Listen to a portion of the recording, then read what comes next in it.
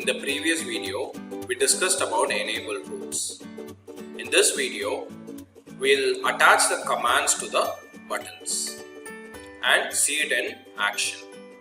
Okay? Alright.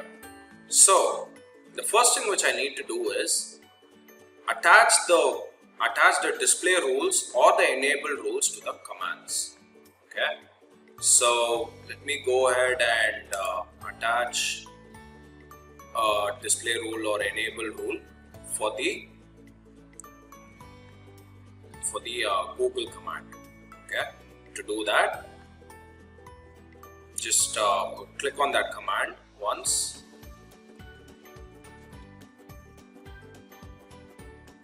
And click on, so if you want to add either the update rule, that is if you want to make that button appear only when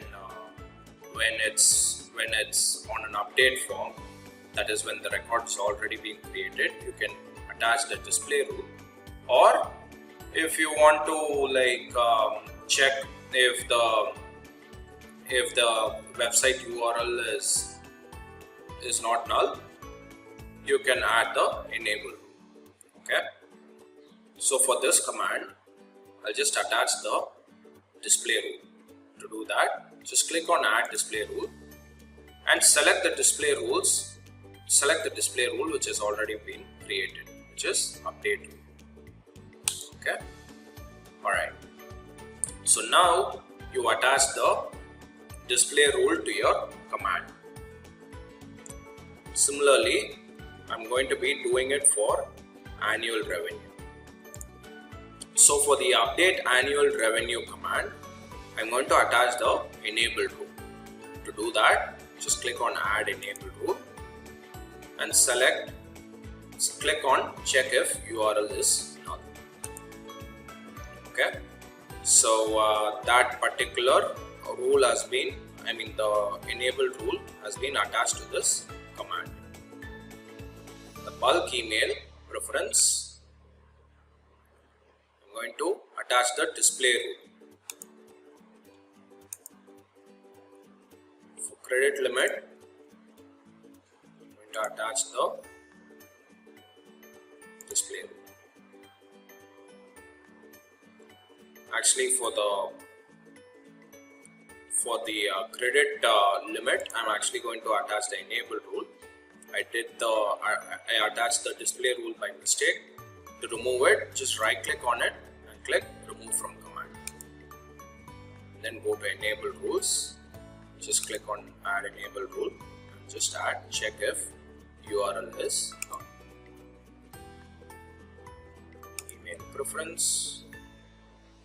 This is going to be the display rule.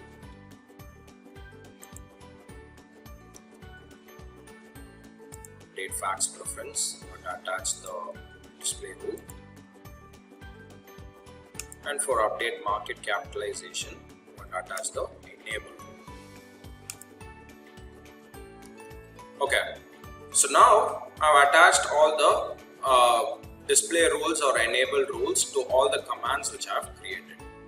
Now if you see, if you observe one thing, you'll see that for the 6 commands, that is the one other than Google, I have attached either the enable rule or display rule. Okay. So as far as the update contact preference goes, I'm actually going to be using the bulk email preference command and update email preference command and update fax preference command. So it would make sense that all these 3 commands have the same set of rules for making the button appear or not. Okay. So for these 3 commands, I chose the display rule, which is update rule.display rule. Update fax preference has a display rule attached. Similarly, email preference, and similarly bulk email preference. Similarly, for the update money details, I'm going to be using these 3 commands, which is update annual revenue, update credit limit, and update market capitalization. And for these three commands, I have used the same rule for making the button appear or not. that is, I've chosen the enable rule, which is check if URL is null. So if you see these three commands, they'll have the enable rule which is attached. Okay. So update market capitalization has this enable rule attached. Similarly, credit limit, and similarly annual revenue. Okay. So yeah, because update credit limit and update market capitalization comes under update money details. So it would make sense that they all have the same set of rules for making the button appear or not. So now you've wired the display rule or the enable rule to your commands. Okay. Now what we need to do is wire the commands to the button. Okay. So to do that, scroll up, go to the buttons. Okay. So first let me choose the Google button. Okay. And in the command, just click on the drop down and choose a command which you want to attach. In my case, it is google.command. Okay. Next one is contact preferences. Okay.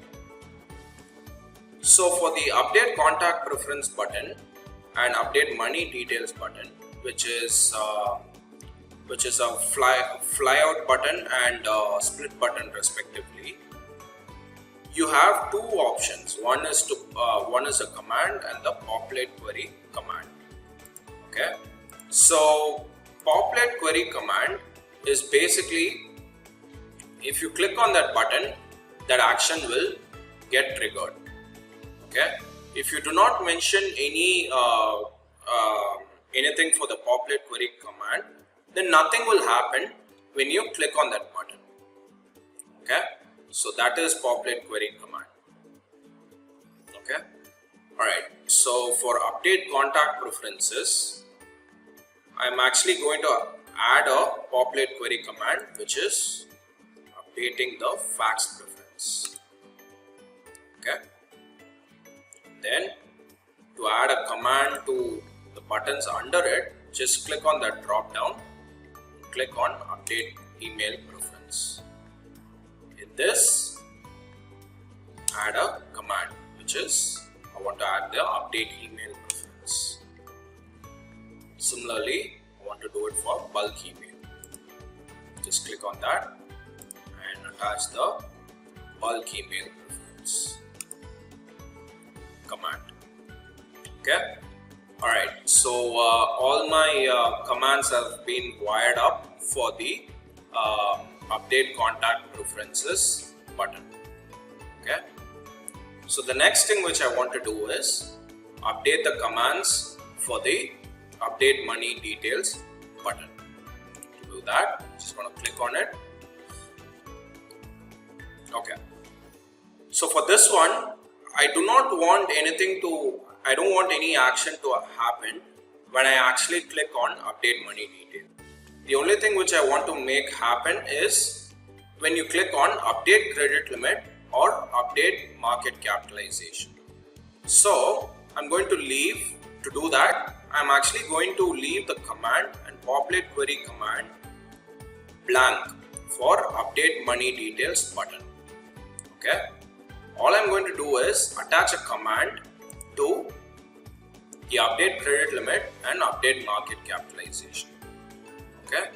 So to do that, just click on that drop down next to update money details and click update credit limit.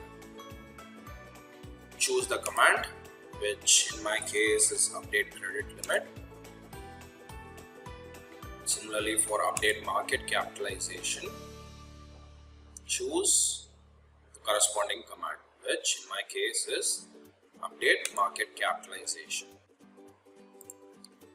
Okay, so I have finished adding all my commands to the buttons, and now I'm ready to see my buttons in action. Okay, so Once you've done with all your customization, just click on publish. Okay. Click OK. Okay. So your changes have been published successfully. If it was published successfully, you'll get this message saying publish successful. Now let's go back to our CRM organization. Before opening the account form, I suggest doing an empty cache and hard reload to make sure that the changes have been applied. Okay. So to do that, just click on function F12 or F12 in some laptops. Make sure that the developer tools is open. This is developer tools. Okay. Just right click on once the developer tools is open, right click on the refresh icon and click empty cache and hard reload.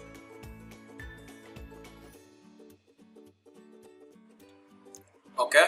So once it's finished refreshing, you can close the developer tools and open any account record to see the changes. There you go. So you can see all the buttons which we have just added. Okay.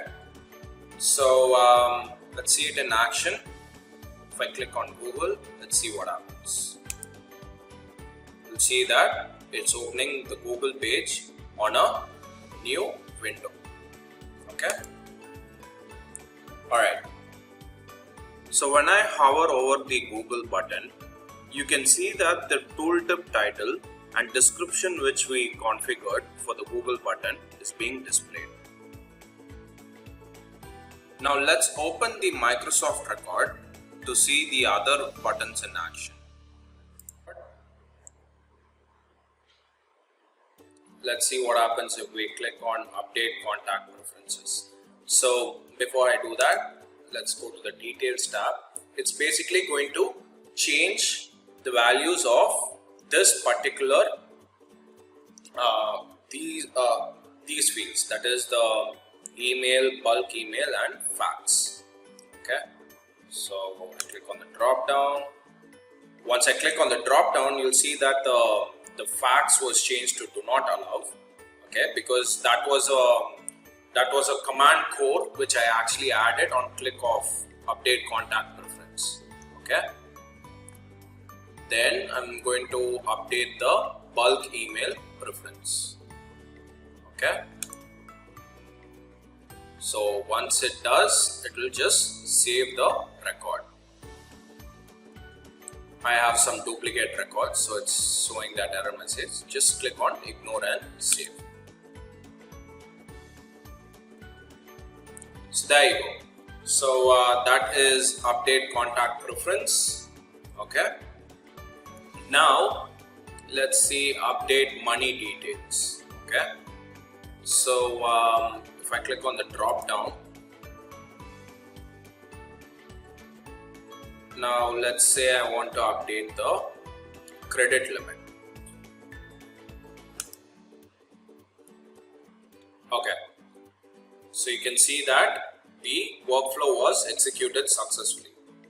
I actually configured an alert box which comes when the workflow has been successfully executed. Okay, so if I click OK, if I refresh the page,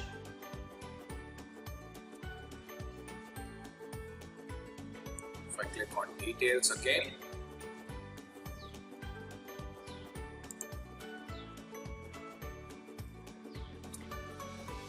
you'll see that the credit limit has been updated to 20,000 because that is what I have configured in my workflow. Okay. So there you go. We've added a command to a button and seen it in action. In the next video, we'll take a look at application